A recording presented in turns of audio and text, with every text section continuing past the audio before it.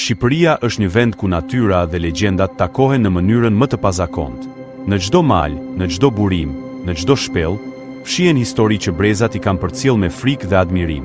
Disa prej këtyre fenomeneve duken si thjesht thrillime të vjetra, por kur i dëgjon nga njerëz të ndryshëm, në vende të ndryshme, përjetimet fillojnë të ngjajnë tepër të ngjashme për të qenë rastësi.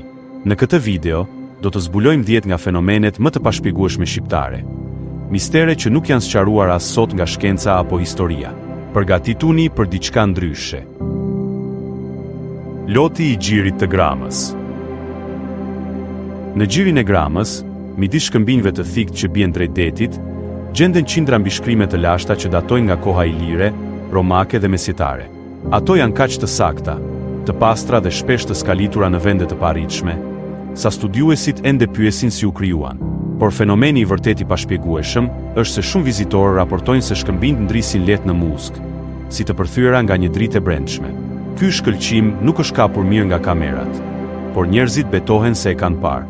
Banorët e zonës e quajnë loti i gjirit, një shenjë hyjnore që mbron detarët. As studiuesit e gjeologjisë dhe as arkeologët nuk kanë dhënë një shpjegim të qartë, duke lënë hapësirë për teori magjike dhe legjenda të vjetra detare. Zërat e shpellës së kaurit. Shpella e kaurit, pranë Pukës, është një nga vendet më të çuditshme në veri të Shqipërisë. Njerëzit që kanë hyrë brenda tregojnë se, në një moment të caktuar, dëgjohen hapa, zëra të ulët dhe tinguj që vijnë nga thellësitë, edhe kur brenda nuk ka askënd tjetër. Ekipet që kanë hyrë për eksplorim nuk kanë gjetur ndonjë kanal anësor nga mund të vijë hona, as ndonjë rrjedh ajri që të krijojë iluzione akustike. Fenomeni është i vjetër dhe i dokumentuar në tregime popullore, që flasin për shpirtra të detit ose roje të padukshme që ruajnë hyrjen. Pavarësisht tentativave për ta shpjeguar shkencërisht, shpella mbetet një enigma akustike. Ata që kanë përjetuar zërat thonë se nuk gjasojnë me përplasje të zakonshme, por me fjalë të qarta, si dikush që flet larg në errësirë. Hapat e gjigandëve në Vermosh. Në Vermosh gjenden disa çarje të mëdha shkëmbore me formë të ngjashme me gjurmë këmbësh njerëzore, por shumë herë më të mëdha. Disa prej tyre janë të rrumbullakosura në mënyrë të përsosur, sikur të jenë stampuar me forcë të jashtëzakonshme. Shkencëtarët i konsiderojnë këto formime si erozion natyror, por fshatarët thonë se janë prova të gjigandëve të lashtë që dikur e ndeshin në këto malje. Për shumë vizitor, forma e këtyre gjurmëve është tepër e rregullt për të qenë thjesht rastësi. Ka histori që flasin për luftëtar madhështor të kohërave të humbura, dhe disa e lidhin fenomenin me mitet e kreshnikëve. Edhe pse shpjegimi shkencor kërkon racionalitet, pamja e formave mbetet tepër misterioze për t'u injoruar. Dritat e malit të Gjallicës. Në zonën e Kukësit, banorët prej vitesh raportojnë shfaqjen e dritave të Gjallicës. Sfera të bardha ose blu që lëvizin ngadalë mbi malin, gjiten drejt qiellit dhe zhduken papritur. Ato shfaqen zakonisht natën dhe nuk kanë lidhje me avionët, dronët apo reflektimet e dritave të qytetit. Disa prej tyre ndjekin një trajektore perfekte, të tjerat lëkunden sikur pulsojnë. Ka filmime të dobëta, por asnjëra nuk jep qartësinë e nevojshme. Shkencëtarët kanë hedhur hipoteza mbi gazra natyral, por banorët thonë se ato lëvizin shumë saktë për të qenë thjesht dukuri atmosferike. Për shumë njerëz lokal, dritat janë shenja, paralajmërime ose roje të malit. Për të tjerët, janë fenomen natyror i paprekur, por e vërteta qëndron mes mjegullës së misterit. Ujvara që shfaqet çdo 7 vite. Në një zonë të thellë të tropojës, ekziston një ujvar që shfaqet vetëm një herë në disa vite, zakonisht çdo 7 vite, sipas tregimeve lokale. Burimi i ujit nuk është identifikuar qartë, pasi terreni është i egër dhe shpesh i pakalueshëm. Kur shfaqet, ujvara krijon një muj të pastër kristal, që zgjat vetëm disa ditë përpara se të zhduket sërish, si të mos kishte ekzistuar kurrë. Gjeologët që kanë vizituar zonën nuk kanë arritur të përcaktojnë një shpjegim të saktë. Mungojnë kanalet e vazhdueshme ujore dhe nuk ka ndonjë burim të përhershëm nën tokë. Banorët e lidhin këtë dukuri me ciklin e malit, si një rit i natyrës që ndodh në mënyrë të paracaktuar. Fenomeni ka mbetur i pashpjeguar dhe i fshehur mes maleve të veriut shqiptar. Flladet e nxehta të Karaburunit. Në gadishullin e Karaburunit, pranë disa shkëmbinjve të mëdhenj, mund të përjetosh një fenomen të çuditshëm. Në një pikë të saktë, del një fllad i nxehtë që ngjan si fryma e një tuneli të thellë.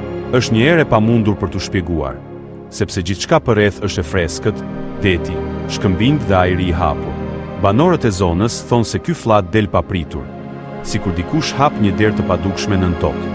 Disa e lidhi me tunelet e lashta të Ali Pashës, të tjerë me gazra nga brendësia e tokës, por ekspertët nuk kanë gjetur asnjë krisje, as ndonjë kanal të nënshkrirë që mund ta krijojë këtë efekt. Fenomeni ndodh vetëm në një vend të kufizuar dhe zgjat pak minuta, duke e bërë edhe më misterioz. Jehonat e çuditshme të Valbonës. Në një sektor të veçantë të parkut të Valbonës, ka një shpellë dhe një pasazh të ngushtë ku tingulli sillet në mënyrë krejt të pazakontë. Edhe një përshpëritje e lehtë kthehet në jehon të fortë, ndërsa thirrjet e zëshme humbasin krejt. Eksploruesit e zonës nuk kanë gjetur asnjë formë konkave që mund të shpjegojë këtë lojë akustike. Duket sikur shpellat kanë rregulla të veta, që nuk përputhen me ligjet normale të reflektimit të zërit. Shumë turistë mëtojnë se tingulli duket si i gjallë, gati si ku ndjek ritmin e frymarrjes së maleve. Banorët e zonës thonë se aty dëgjon zërat e të parëve, një besim i lashtë që kërkon respekt. Fenomeni, megjithse i padëmshëm, është ndër më enigmatikët në Alpet shqiptare. Tuneli i zhdukur i Ali Pashës. Për shumë vite është folur për një tunel të madh sekret që lidhte kështjellën e Ali Pashë Tepelenës me një dalje të humbur në mal ose në lumin Vjos. Legjendat thonë se tuneli zgjatej 6 deri në 12 kilometra dhe përdorej si rrugë aratisje. Ekspedita të shumta janë bërë në terren, por nuk është gjetur asnjë hyrje e vërtetë. Vetëm fragmente muresh dhe boshllëqe nëntoksore që nuk shkojnë askund. Disa dokumente osmane flasin për dalje sekrete, por asnjë studim modern nuk e ka vërtetuar. Banorët besojnë se tuneli ekziston, por është bllokuar nga sheku i rënojash. Të tjerë thonë se është një mit i krijuar nga fama e Ali Pashës. Por fakti që 10 rrëfime të pavarura përputhen e bën këtë enigmë edhe më intriguese. Uji i akullt i Drinit. Në një segment të lumit Drin, ekziston një pjesë ku uji mbetet jashtëzakonisht i ftohtë gjatë gjithë vitit, edhe në kulmin e verës kur temperaturat shkojnë mbi 38°C. Pjesa tjetër e lumit është normale, por në atë pikë të vetme, uji është aq i ftohtë sa nuk mund të mbash dorën brenda më shumë se disa sekonda. Nuk ka burime të dukshme që sjellin ujë të ftohtë, dhe zona është studiuar disa herë pa rezultate konkrete. Banorët e lidhin këtë dukuri me frymën e lumit, një energji të padukshme që mbron ekosistemin. Disa besojnë se ka një kanal të fshehtë nëntoksor, por asnjë provë nuk është gjetur. Ky segment mbetet një mister i ftohtë në zemër të Shqipërisë. Kroj që mbyllet vetë në mirëditë. Në një malësi të mirëditës, ekziston një krua që thonë se hapet dhe mbyllet vetë, varësisht nga kush afrohet. Banorët betohen se kur vijnë njerëz të huaj ose kur ka rrezik afër, uji ndalon papritur dhe del sërish vetëm pasi ata largohen. Disa studiues e kanë vëzhguar këtë fenomen nga afër dhe kanë vërejtur ndalje spontane që nuk lidhen me asnjë arsye hidrologjike. Nuk ka prurje të ulëta, nuk ka bllokime dhe nuk ka ndërhyrje njerëzore. Për komunitetin lokal, kroji është i gjallë dhe ruan vendin. Për të tjerët, është një enigmë që sfidon logjikën. Fenomeni mbetet i pashpjeguar, dhe vendasit shpesh refuzojnë të diskutojnë më gjatë, nga respekti ose frika. Këto fenomene tregojnë se Shqipëria nuk është thjesht një vend me natyrë të bukur, por një hapësirë ku e panjohura jeton pranë nesh.